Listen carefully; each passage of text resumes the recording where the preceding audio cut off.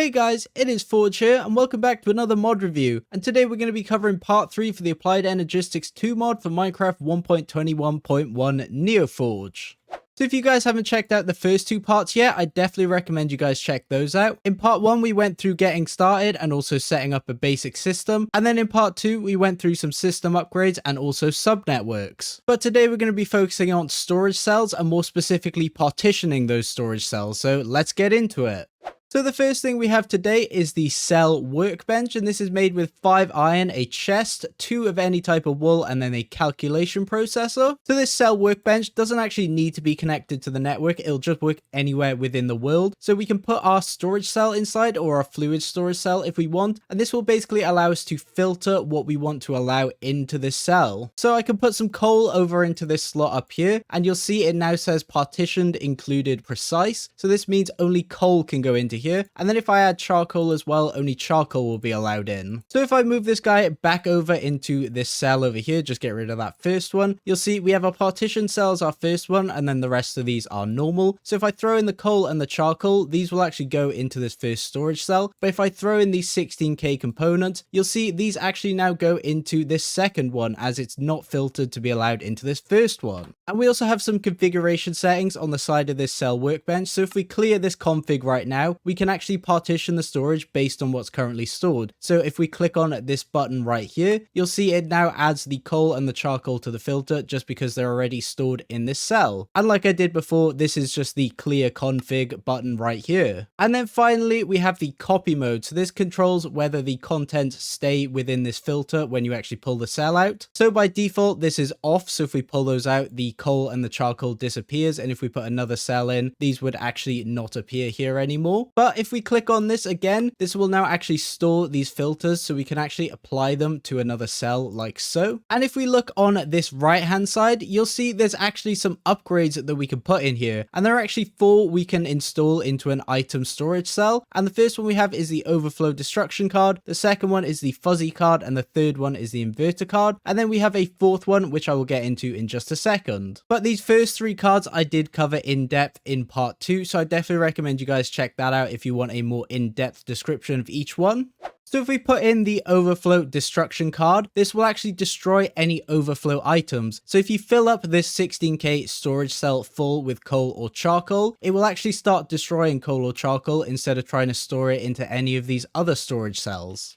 If we add this fuzzy card, you'll see it adds this fuzzy comparison tab here. So by default, if you put a diamond pickaxe into this tab here and we didn't have the fuzzy comparison card, you'll see if we stick it in here, it will only store the regular diamond pickaxe and not the one with any durability damage. So basically, this will only ever allow a diamond pickaxe with no damage or no enchantments into this cell. But with this fuzzy card and match any on, this will now allow any type of pickaxe you want to put into this cell. And there are more settings you can actually do here, so you can do split damaged items, so this will only now allow regular diamond pickaxes, and if you put a damaged one in, it will only ever allow damaged pickaxes in. And then there are 3 more here, so split damage at 75, split damage at 50, and split damage at 25, but I'm going to direct you over to part 2 to find out how that works because I did cover it in depth there.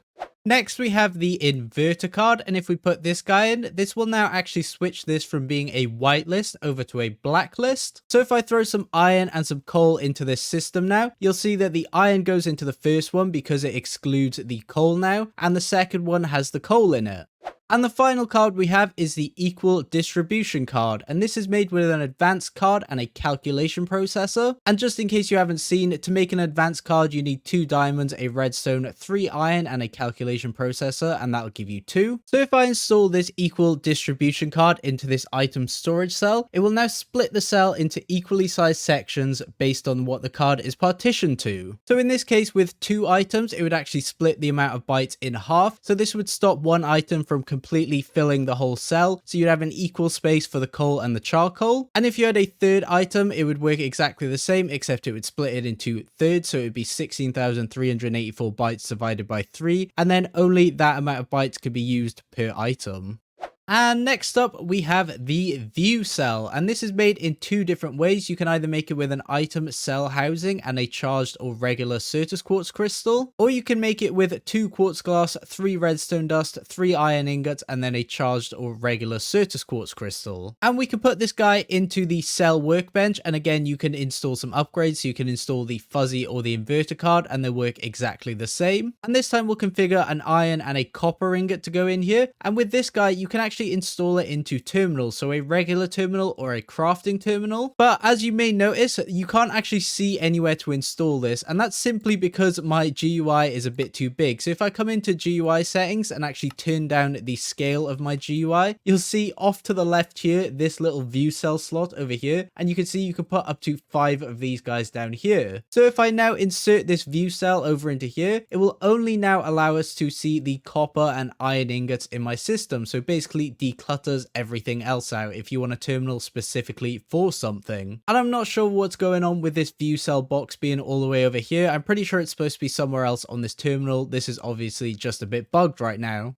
Next, we're going to move on to the ME IO port, and this is made with 3 of any type of glass, 2 ME drives, 2 iron ingot, a logic processor, and 1 Fluix ME glass cable. So this ME IO port does actually need to be a part of the system, so you'll see it lights up when it's connected to a system. And what this allows you to do is it actually allows you to move things from a cell that you input here into the system, or you can move from the system into a cell that is input over here. So I have this partition cell with oak logs only allowed in it, and then I have this cell over here that has oak logs in it. So say I wanted to move all of these out of here without moving them manually, we could bring this guy out here, move this to transfer data to network, throw this cell in here, and it would actually transfer all of the logs over into this cell. And you can do the same with the inverse, so we can put this in, and this isn't partitioned at all, so this would now actually pull pretty much everything into this cell over here. So everything from our system has been moved out and into this cell. But if I had this cell now partitioned only to accept iron into it, it would only take iron from the system and store it into this cell. And you'll have noticed during that demo, sometimes this cell is being moved across over to here, and sometimes when I switch it around, it isn't. And this may seem arbitrary, but you can actually configure this using the operation mode. So by default, it's on move to output when empty, so it will move the cell to output when the cell has been completely emptied. So if I switch this around and empty all the items out of here, you'll see it has now actually moved the cell over here. But we can switch this over to move to output when work is done. So this will now only move the cell over when the process has been completed. So if we move all of the iron into the cell from the system, it will now move it over across because the work has been completed. And then finally, we have move to output when full. So this will only move the cell across. So you'll see we can start moving iron in when this cell is completely full. So when you filled all 16,384 bytes. And if you're feeling like this guy is a bit slow, so if it's moving stuff across and you have a lot of stuff, you can also put acceleration cards in, and this will accelerate how fast this guy works.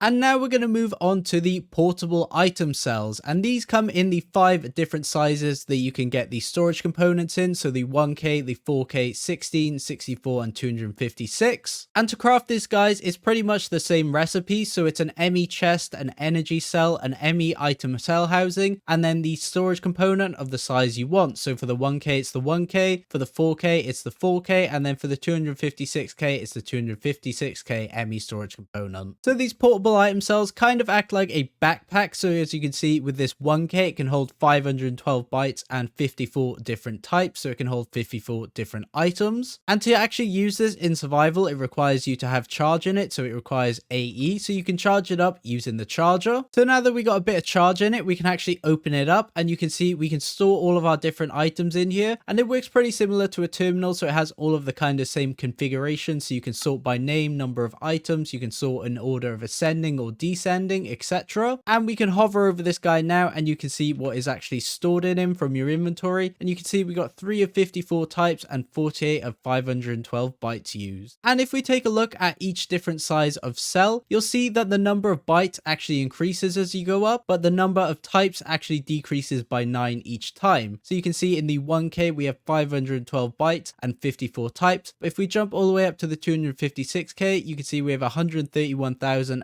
272 bytes, but only 18 types. And as you can see, this also has some upgrade slots, so you can put the equal distribution card in here, so it'll split it similarly to a regular item cell. It also supports fuzzy and inverter cards, as well as you can put 2 energy cards in here, and this will increase the amount of energy this guy can now hold. And you can also partition these portable item cells, so we can say only blaze rods can go into this guy now. So if we try and click anything else in, it won't go in, and it will only accept blaze rods. And you can also use these like a regular item storage cell, so you can insert them into drives, and you can see we can now access the blaze rods that are in there. And you can also import into the system using the MEIO port.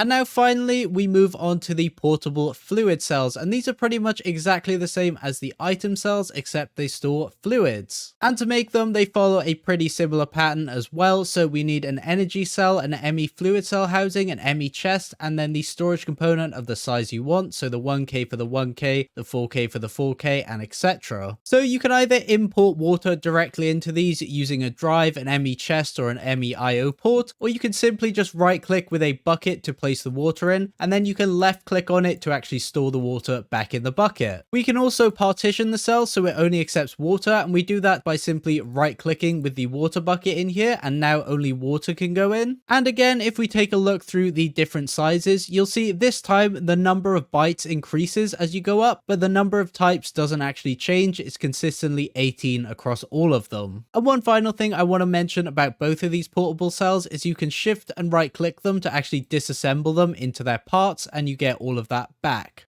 So I think that's about everything I wanted to cover for today's video. I hope you guys have enjoyed, and I hope you have found this useful. If you did, please be sure to leave a like and subscribe, and I will see you guys for part 4. Bye bye!